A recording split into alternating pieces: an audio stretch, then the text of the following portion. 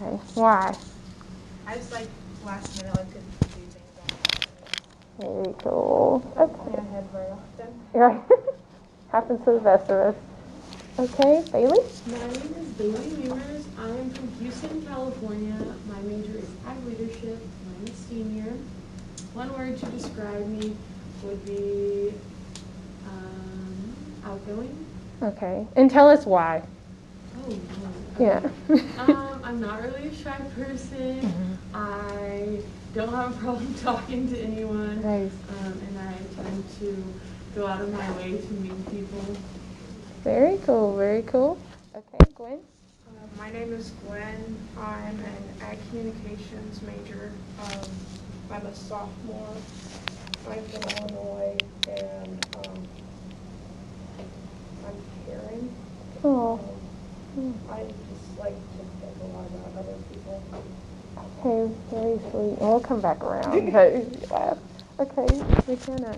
I'm McKenna. I am from Colorado. I am studying ag education. I'm a junior. One word would be probably determined, just because whenever someone says I can't do it when I want to do it, I do it. Makes you want to do it more? Yeah. For sure. To relate. Okay, Anna? My name's Anna. I'm from Nebraska. I'm an ag ed major. I'm a freshman. And one word people would probably use to describe me is bold, because I'm really not afraid to tell someone what I think or just make friends with people, or just say something if there's something that needs to be talked about. Very good. You always need someone like that around. People appreciate it, whether they like to admit it or not. Okay, Eric? My name's Eric from Oklahoma. I'm a freshman ag ed major, and one word to describe me, probably funny. Just 'cause Very cool. Okay, Maddie. My name is Maddie. And I'm a sophomore ag ed major from Tulsa. And one word to describe me would probably also be determined, because I guess I'm really competitive and work oriented. Very cool. Okay, Rachel. I'm Rachel. I'm from Texas. I'm a senior. I'm an ag business major, and my word would probably be spontaneous as well, because I don't plan ahead very well. I make split decisions real often. Hey, sometimes they say people work better under pressure. It's just all it is. Okay, Mackenzie. My name is Mackenzie. I'm from Colgate, Oklahoma. I'm a senior studying agricultural communications, and I would say I'm pretty optimistic. I like to make the best of that situation. Very good, yeah. I'm sure that helped you last year. Yeah, For sure. Okay, Sarah. Hi everyone, my name is Sarah. I'm from California. I'm a dual major in Ag Ed and Ag Com. And I guess responsible, just because I like to get things done. I hate leaving things unfinished. Yeah, helps with group projects. Yeah. Great. I'm Macy. I'm from Sperry, Oklahoma. I'm an AgCom major, and I'm a sophomore. And I think people would call me independent. I don't have a problem like going shopping by myself or eating by myself. People think that's so weird. You know what I mean? Like if you enjoy going places by yourself, or you wouldn't mind if you go eat lunch and you're by yourself, like that's a big deal for people. I think I'm a delight. I don't need anybody to go with me. Right, exactly. Very good way of putting it. Hey, Abby. I'm Abby. I'm from Washington State. I'm a freshman and an ag leadership major. And I would say one word is dedicated, just because I'm a pretty type A person, so I like to make sure that like all my plans follow through exactly how they're supposed to be. Yes. Groups need that too. My name's Julie. I'm from Durant, Oklahoma, and I am a junior. And I think my friends would probably say I'm just honest. I like telling how it is, and they sometimes ask me my opinion, sometimes they know not to ask me my opinion, and I'm okay with that. Right. Yeah, people know who to go to for what kind of response they're wanting at that moment. So cool. Okay, Seth. I'm Seth Jackson. I'm from Shawnee, Oklahoma. I'm an ag education major. I guess one word that would describe me would be driven. There's nothing that you put it in front of me, it's going to get done. So. Very cool. Very cool. Okay, Joseph. My name's Joseph David. I'm from Washington, Oklahoma. I'm a sophomore, ag ed major, and I'd say a word that people use to describe me is kind of spontaneous because, I just kind of easy, happy-go-lucky kind of guy, so. Right. Cool. Okay. All these spontaneous people should be interesting class. Okay, Taylor. My name is Taylor. I'm from Texas. I'm a double major at business. One word to describe me is probably adventurous. I just like creating all adventures, no matter where, when, what. Cool. Okay. I'm Bailey. I'm from Kansas. I'm an ag leadership major. I'm a junior, and I'm always pretty happy. So. I'm Megan. I'm from Nebraska. Ag leadership is my major. I'm a junior, and my word was adventurous too. I just like to try new things. Very cool. Well, I'll let you go, Erin. Sounds fun. Yeah. You can just kind of tell them a little bit about you too with this intro. All right. Hey everyone, I'm Erin. I am a first-year graduate student in ag leadership here at OSU. I'm originally from Tennessee. I went to the University of Tennessee, Knoxville for my undergrad. I got my degree in agriculture education.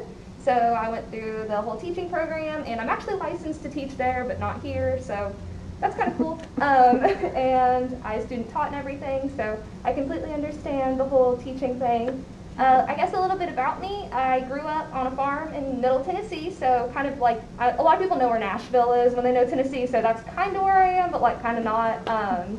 So Nashville, Middle Tennessee, we raised Angus cattle, and I showed horses like my whole life, and I barrel raced, and that was sort of my big thing. I mostly did like association and that kind of stuff, so that was really cool. And then I am married, and my hobbies now include photography. I still ride horses here and there, but it's kind of hard because I work so much. And then I also work on cars, which is sort of random, but that's what I do for fun. My husband's really into cars, so when I got with him in high school and stuff, I just sort of got pulled into that world. So we have a bunch of project cars, and our house kind of looks like a junkyard, but it's fine. So that's a little bit about me. Feel free to reach out if you ever need anything. I promise I'm really friendly and not totally scary. So I'm not that like, I don't know, I just graduated from undergrad, so I completely understand what you're going through. So yeah, that's me. And I have a really weird email, so make sure you check the syllabus if you actually want to reach out, because I chose it to be a University of Tennessee email, not an Oklahoma State email, and it's a whole complicated thing. So yeah, that's me. And what one word would people use to describe you? Oh gosh, I don't know. Probably adventurous too, because I'm always like going on like adventures and trying to like find new things to do. So yeah, that's probably my one word. Okay, cool. Well, I'll say my quick thing, because I'll do a little PowerPoint about me, but probably the one word that people use to describe me would probably be, I think they would say I'm pretty like positive, because they always say like, oh, you always put a positive spin on it, or they think, you're the person that if you're there, then we know we can say we weren't getting into trouble because Courtney was there, and she's going to be grounded and level-headed, at least now in my mature years. So that would probably be the one word that people would use to describe me. But I think based off of everything that you shared, this class, we'll go through the syllabus a little bit, is very much discussion-based. So if these characteristics you shared are true, then this class should be enjoyable, and we should be able to hear a lot of different perspectives and really be able to kind of use this content to really drive some conversation on different leadership strategies. Okay? So what I'm going to do, Erin, you can help me pass these out. I'm going to pass out the syllabus. And we're going to kind of go through this. You can read over it while we pass it out. I want to try to break you off into social distance groups, kind of hubs where you are, to kind of discuss different parts of it. So I'll divide you out once I kind of get them all passed out.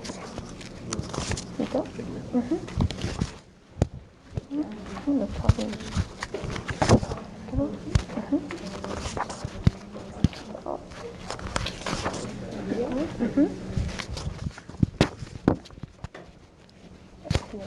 Everybody that has one? And you can have one too, Erin, if you want. It's online. Let's see. So y'all look over it for just a second. So I'm going to break you off.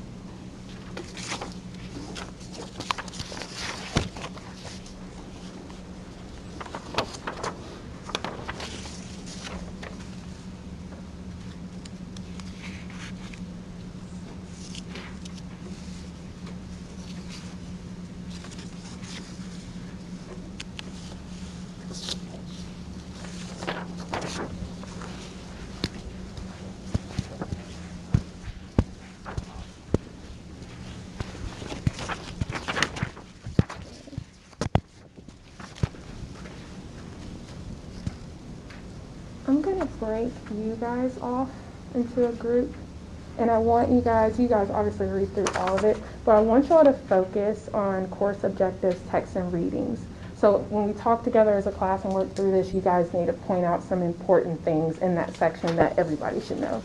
Okay, so you guys together. Okay, you 2 rows. Actually, you 2 rows. Actually, y'all two try to go over that way. Sorry, just because y'all are just kind of together there, just so I can get some more people. And again, it's course objectives, texts, and readings over there. So I'll try to get you 2 rows right here. You guys will do course policies. So just look through that section, pick, highlight, discuss some important areas that you think the class should be aware of in there. Then we'll have just you 3 right here. You guys will talk about course evaluation and grades, that section. Then you guys here, y'all will talk about course schedule. Okay? Sound good? I'm going to give you guys probably about 5 minutes or so to kind of look over this, talk in your group about your designated area, and then we'll come back together to talk as a class.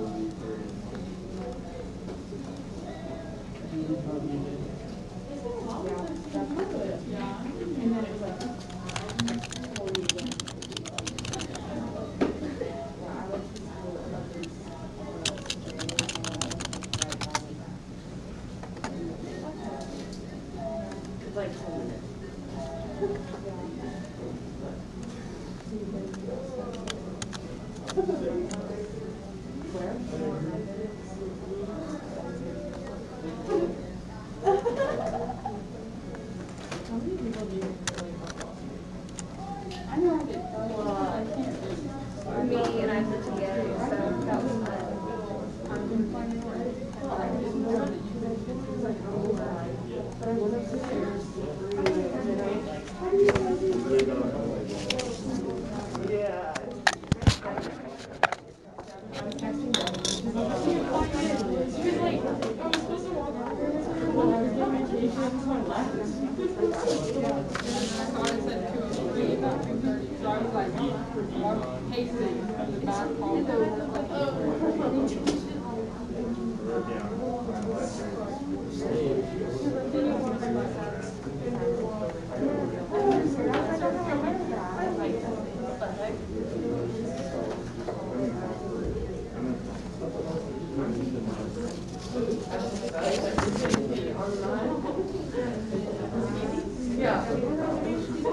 Okay, I'll give you guys one more minute.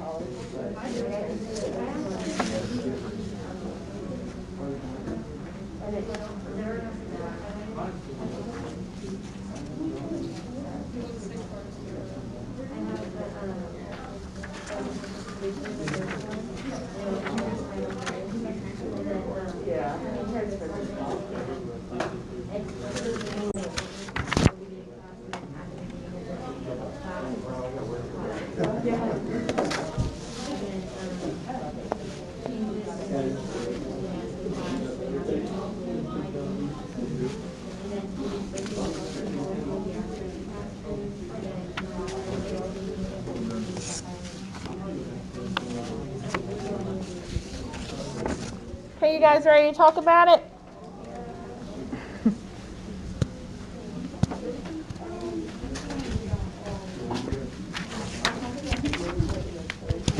Okay, we'll start with the first group.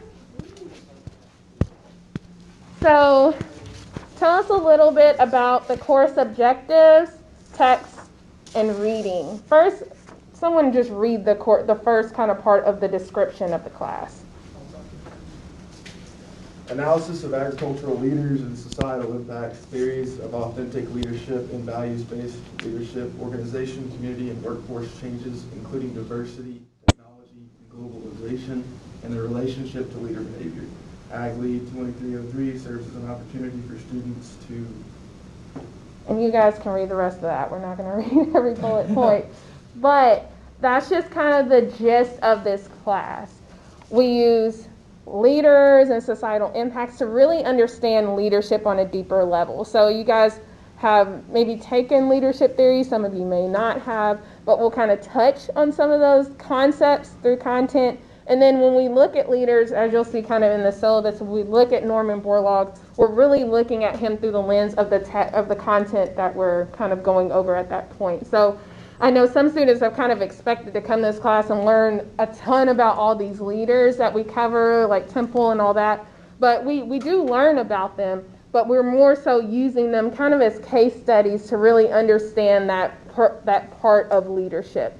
if that makes sense. And then as far as kind of the societal impacts and change, we really kind of look at how leadership has had to adapt to how society has changed. So through technology, I mean, we're seeing a lot of this right now. It really makes it kind of, I think class is relevant in in some cases, but in this class for sure, you can see that you can apply some of these concepts, because I get it, I've taken classes where it's a struggle to really see why it should matter in the rest of your life. But this one, I hope you feel that it's very much relevant and it's very much tools you can take with you to be a better leader in whatever capacity.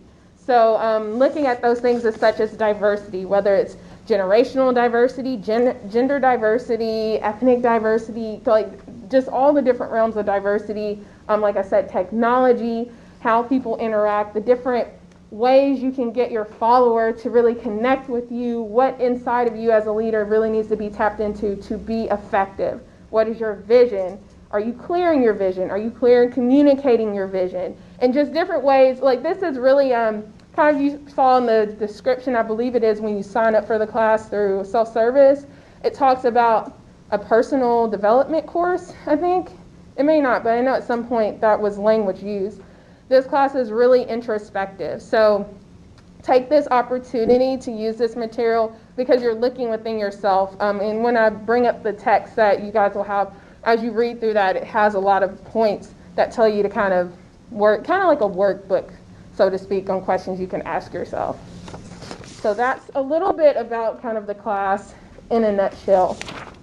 Okay, the next part, tell us a little bit about those course texts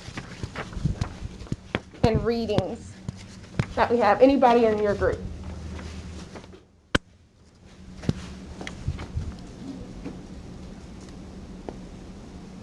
You just tell us what books do we need for the class. Oh, okay. So for the required text, it's the new and revised Discovering the Leader in You, How to Realize Your Leadership Potential. And then we have the next book is Your Strength Journey Begins Here. And then the film, Iron Jaw Angels, and then Simple Grain. Okay, great. So this one's finally coming on. Sorry, I had some trouble with it. So kind of go through the text. This is, as you see when we kind of go through the schedule, the course is broken up to where we use 2 books throughout it. So in the beginning, which we'll jump into next week, is this text, The Discovering the Leader in You. Let me turn off one of these lights so you can see it a little better. Okay, is that better? Well, kind of. I mean, it's not that real. It's not that dark in here. So this is the Discovering the Leader in You text, blue book. And that one is where we spend the majority of our time in this class, is in this book.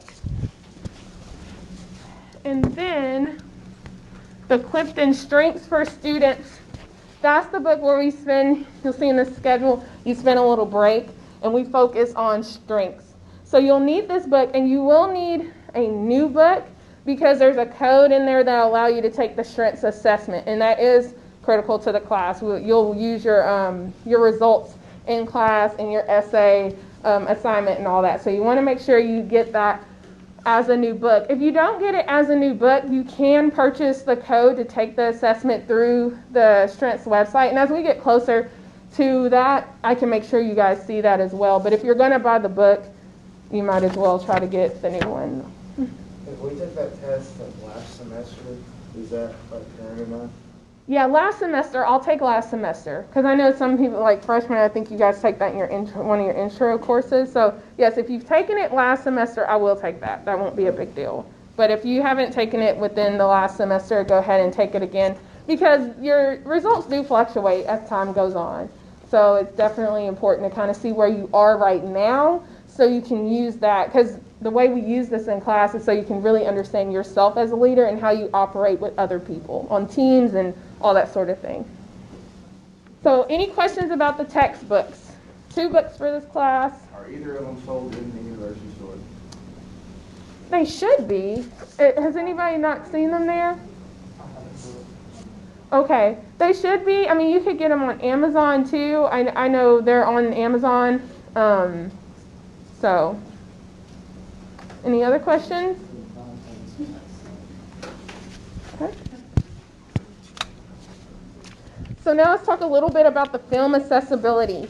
Because we still are using kind of this COVID social distance model a little bit, when we can have the opportunity for you guys to watch films outside of just sitting in this class together watching it, then we'll have that happen. So for the 2 films that we have, Iron Jawed Angels, it used to be on YouTube, but it's not there anymore. So it is something that you would have to rent.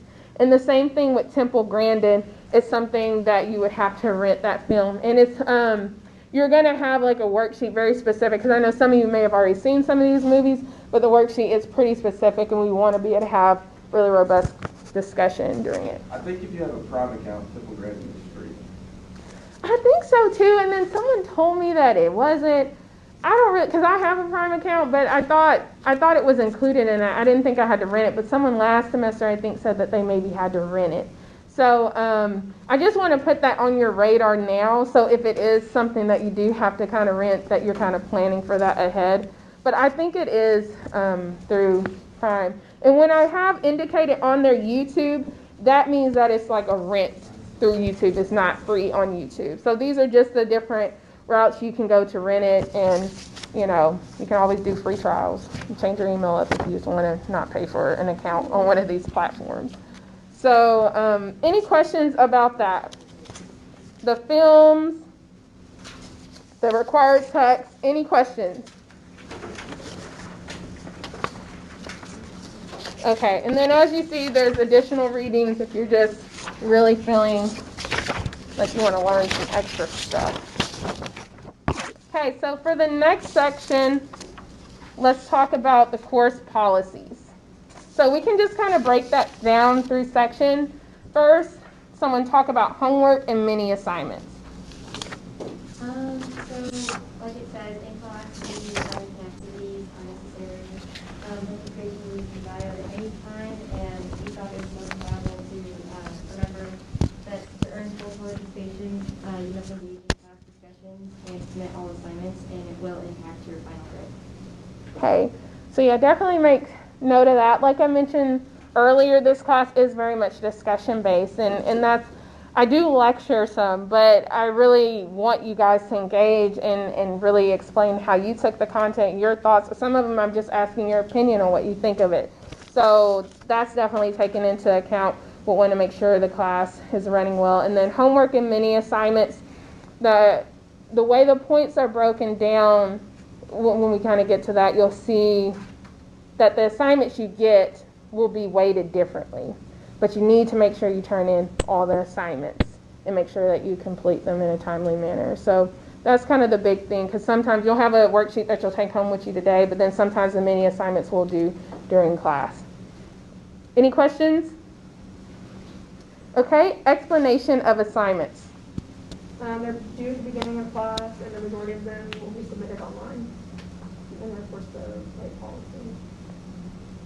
Yeah, so as far as kind of some of those assignments, is that the worksheets and things that we pass out here, they will be expected to kind of be completed and ready to go. And then also the quizzes, those are the majority of what is online. Kind of we'll see that when we get to that section. So you'll see more details about the assignments as you go through the syllabus. Then let's go to kind of the revisions and cell phone policy. So changes to the syllabus or dates and topics will be announced in class, so just let you kind of stay up to date on that. And there's a zero cell phone policy, so keep it in your backpack at all times, and if you're caught breaking that policy, you'll be asked to leave the classroom. Yeah, so I just want to make sure that we're kind of focused in class, because again, it's discussion based, so just make sure you're engaged. There will be times when we use the cell phones to kind of do like, not virtual because you're here, but like more kind of activities through apps and websites. But for the most part, just make sure you're engaged. And then revisions, again, it's not as crazy as last semester, but it's still a crazy time. So things may change. We're still kind of figuring out. There was some stuff we did last semester. I was like, okay, that did not work.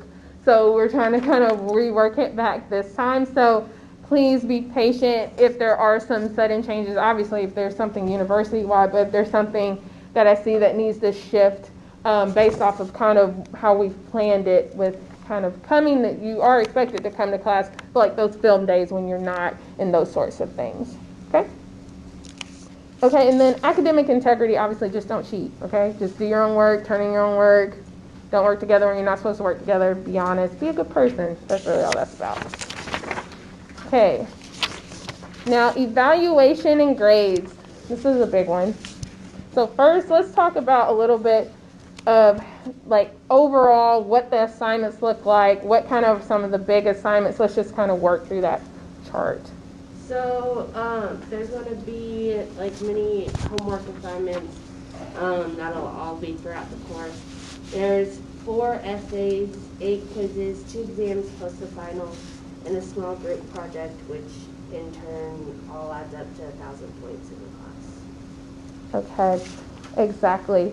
So with that being said, like you kind of see how the points are weighted. Again, those homework assignments are weighted differently. So turning all those in. And then your essays, you see the first 3 are all 50 points each, but that last one is 100 points. And that's more of a comprehensive essay. We'll get to that when we get to that, but it's just more of a more robust essay in making sure that you can just apply all those concepts that we've talked about throughout the semester.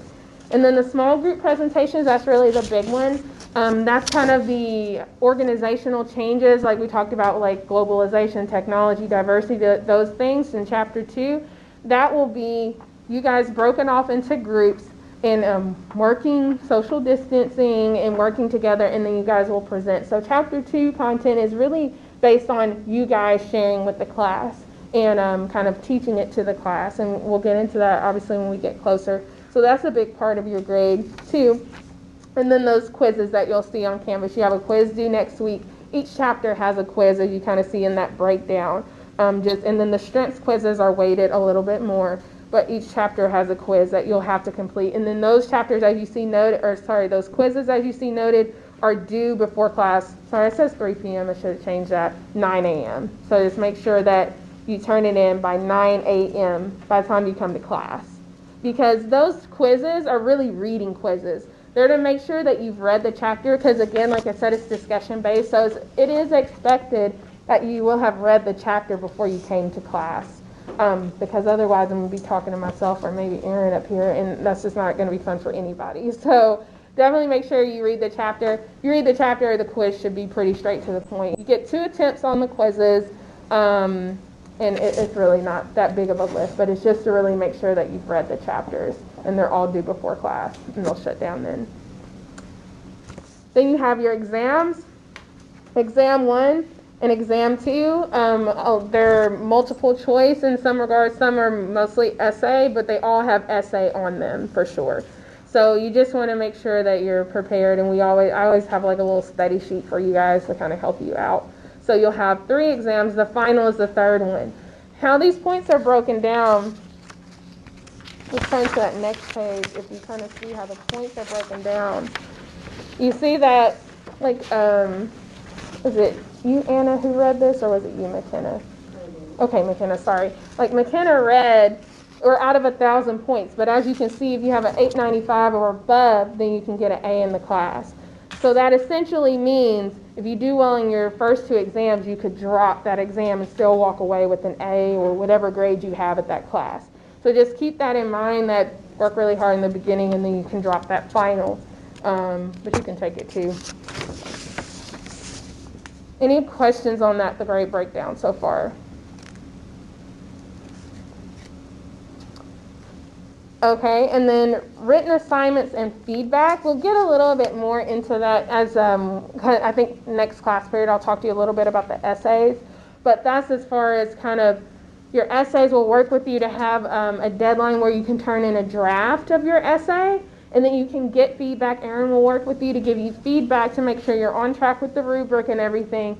And then you'll have at least at minimum 24 hours to turn it around and get it submitted for the deadline. But the drafts are optional. You do not have to do that, but if you want to just make sure you're doing it correctly, then you can. And then I'll also have an essay example up on Canvas, so if you can kind of see what is a really great essay, what are we looking for, you can see that there. So we will give you written feedback so you kind of know how you're doing on your essays. Any questions about that section? Okay. So let's do the last bit about the schedule. Any big things you notice about the schedule? Any big important dates? Anything that you think is worth mentioning? I mean, I know it's a lot.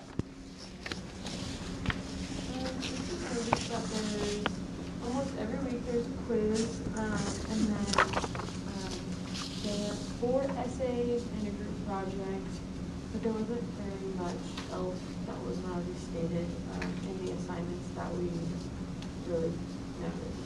Right. So yeah, what I do with my assignments, I typically just go through and just put all deadlines in my Google Calendar, and so I get an alert at least 3 days where it's like, okay, now like I procrastinated, I got to hurry up and get it done.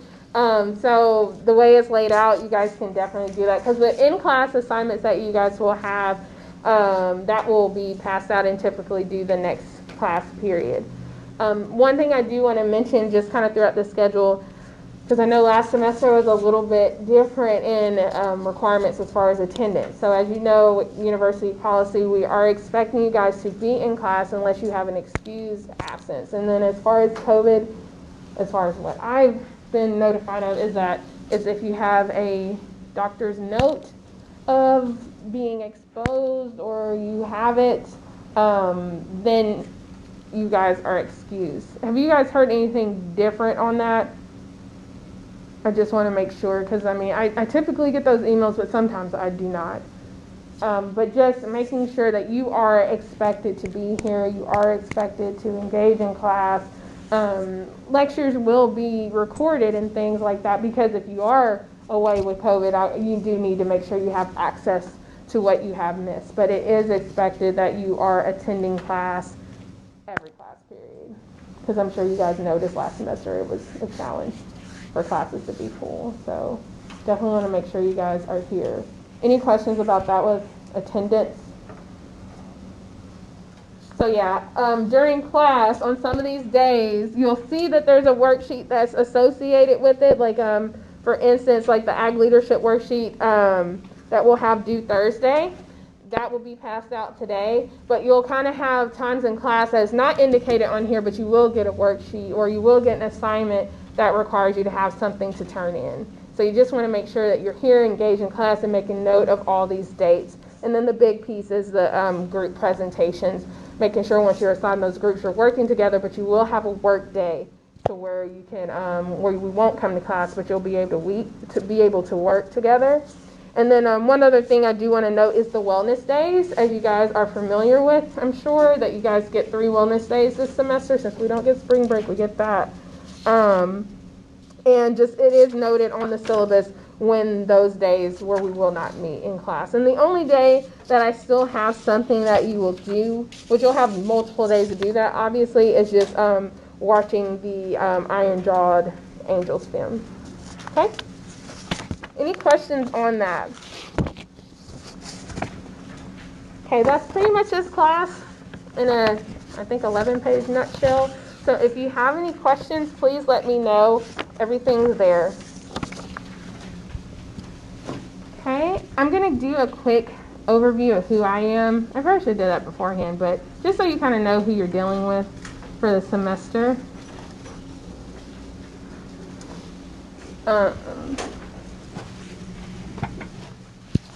So as I mentioned, my name is Courtney Brown. Like Aaron, I'm from Tennessee too. I'm just from the other side of Tennessee.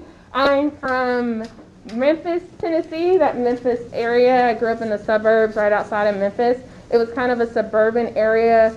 It was suburban kind of rural, because in my subdivision, like right in my backyard, was like a cornfield. But I never thought I would major in ag, that's for sure.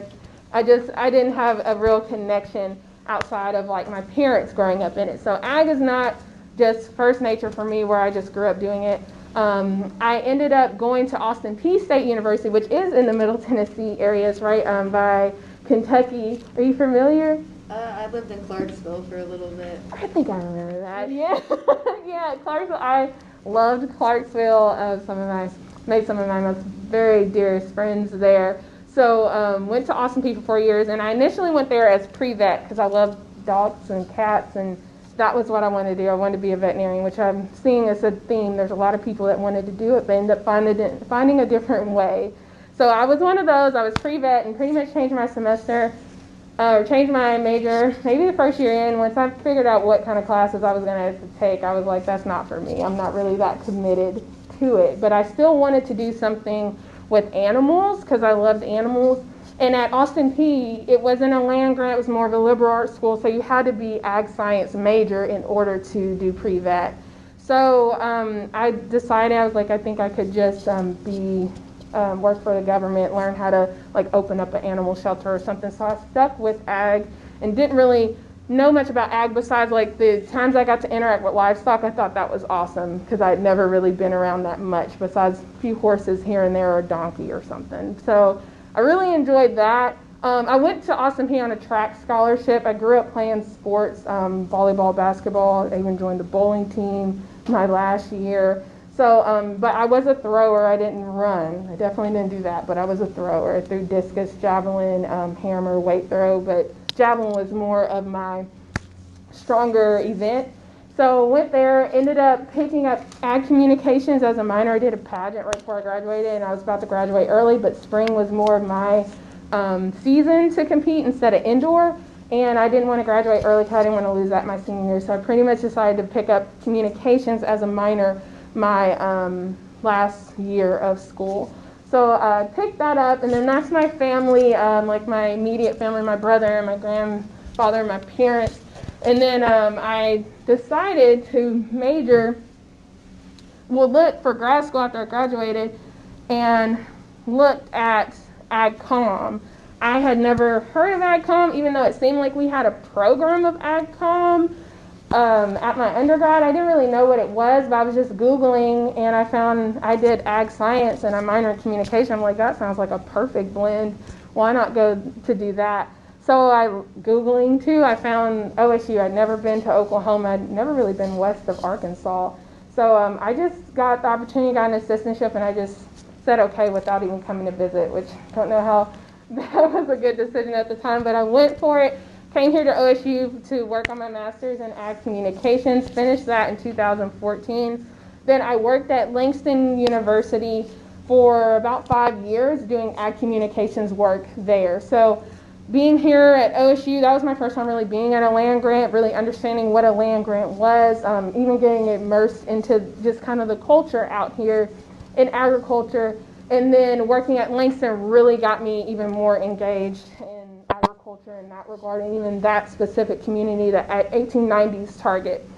And then I did the Oklahoma Ag Leadership Program, which even got me even more immersed into agriculture, and I graduated from that last year. So, and I know there's like an undergraduate version of that. I would just highly recommend it for those of you who have the opportunity, because as you travel to different places, if it's anything like the adult one, you travel to different places, and then you get to see different realms of agriculture within the state, and then some kind of national level, and then international, which luckily we literally came back like the 29th of February before all this stuff came down. So we literally made our international trip in the nick of time, which I was happy about that. So after working for Langston for a few years, I started a nonprofit called Ag Exposure, which was really designed, my thesis was on the African American perspective of agriculture, so just understanding, I didn't really get it until I came here. I was always one of the only, if not the only people of color in my class, for sure only black person. So it was kind of normal until I was in the class with Dr. Terry, and the groups broke off, and one of the groups said, oh, I think, because he said, you need to focus on a problem in grad school. What problem do you want to fix?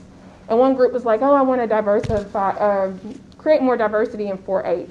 And I had never thought about diversity at all in agriculture. It was just kind of like, my friends teased me about majoring in ag. It was just kind of, I didn't connect it. So I did my thesis and really learned more about how to get more minorities involved in ag. Worked at Langston, started a nonprofit, and we worked with kids out at Douglas High School in Oklahoma City, just really trying to introduce them to agriculture and what kind of careers are available. So did that for a while, and then finally decided to come back to school and work on my PhD, because I figured that could really help me be able to navigate that world a little bit more and understand kind of from a aerial level of what avenues I could utilize to really reach more audiences and communicate the impact and importance of understanding, ag literacy and that sort of thing. So I'm expected to graduate next year. That's the plan. May of 2022, hopefully. And then this is my family. These are people I live with every day, a lot more now than before. And my dog, Bentley, he was there before I started school, and he's still here now. And I think it's been a major shift for him, just us moving to Oklahoma. And now all these people live with me. So it's just my husband and then my son, RJ. My husband's name is Drew, and then my daughter, Zoe. RJ's 10, Zoe is 3, and been married for a few years now, and we just kind of figured out like all these other families do, especially these days. So that's a little bit about me. I like very spiritual. I like to eat. Again, exposure is important. I love to travel when that was a thing, beaches, all those things. So that's a little bit about me. I'm really looking forward to kind of working with you guys this semester. And before we go, I'm going to pass you out a few things to think about. For those of you kind of majoring in ag leadership, what are some reasons why you majored in ag leadership? What's the reason why?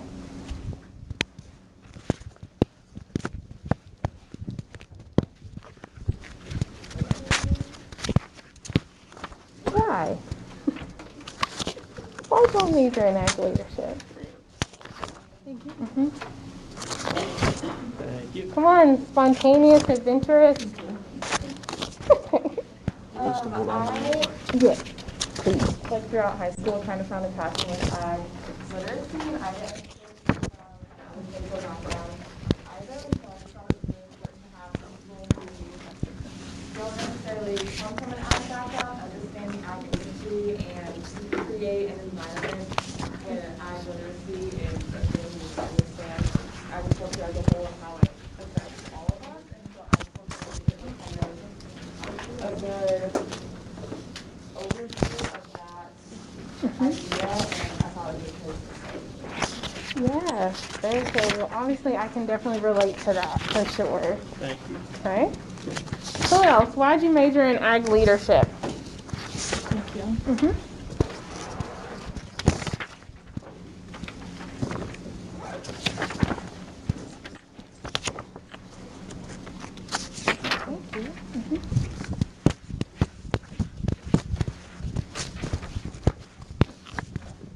Come on, y'all. This is a test run.